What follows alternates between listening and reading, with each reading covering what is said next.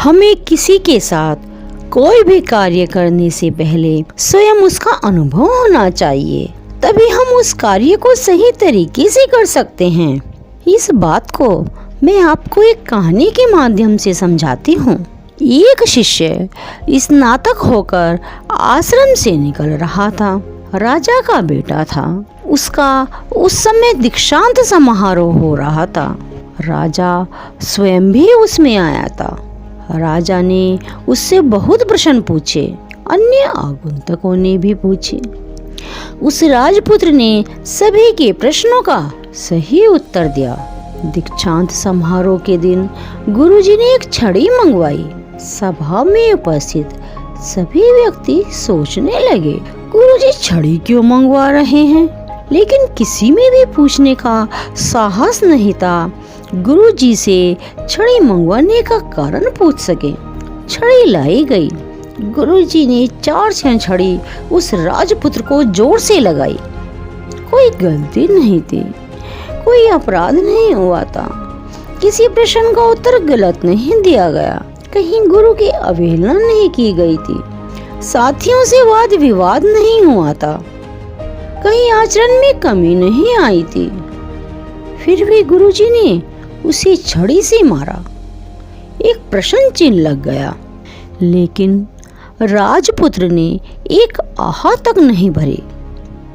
न ही उसने कोई प्रश्न किया कि आप मुझे बिना बात इस छड़ी से क्यों मार रहे हो? मेरी तो कोई गलती भी नहीं है। लेकिन राजा को बड़ा दुख हुआ कि बिना अपराध बोध के उसके पुत्र को गुरु द्वारा पीटा गया। राजा ने हाथ जोड़कर गुरुजी से पूछा, छड़ी मारने का अधिकार आपको प्राप्त है गुरुवर, लेकिन मेरे मन में एक प्रश्न उठ रहा है कि ये छड़ी किस अपराध के लिए लगाई गई है? मुझे तो इसकी कोई गलती नजर नहीं आ रही। इस पर गुरुजी ने कहा, छड़ी इसलिए लगाई गई है जिससे इसे छड़ी खाने का अभ्यास बना रहे, क्योंकि राजपुत्र है, इसे राजा बनना है, कल को इसे न्याय करना है।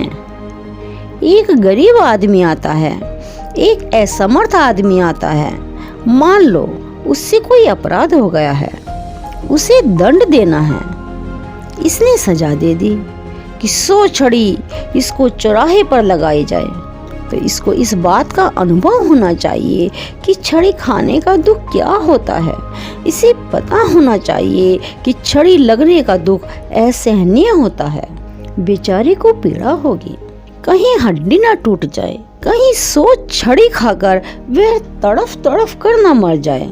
ऐसा व्यक्ति राजा बन गया तो ये सोचेगा, मैंने गुरुजी के आश्रम में छड़ी खाई थी, बेचारे को पीड़ा होगी, इसलिए एक ही छड़ी काफी है, 4 छड़ी की जरूरत नहीं है, क्योंकि जो स्वयं दुख जानता है वो ही दुख का अनुभव कर सकता है। कहा भी गया है, जिसके पैर में फटी बिवाई वो ही जाने पीर पराई। गुरु पर संदेह करने पर राजा बहुत शर्मिंदा हुआ। उसने गुरुजी से क्षमा मांगी और अपने पुत्र को लेकर राजमहल में चला गया। इस कहानी से हमें शिक्षा मिलती है कि दंड देने से पहले अगर हमने भी उस दंड का स्वाद चखा हो तो हम दंड देने से पहले सोचेंगे तथा अपराधी को अनावश्यक सजा नहीं सुनाएंगे।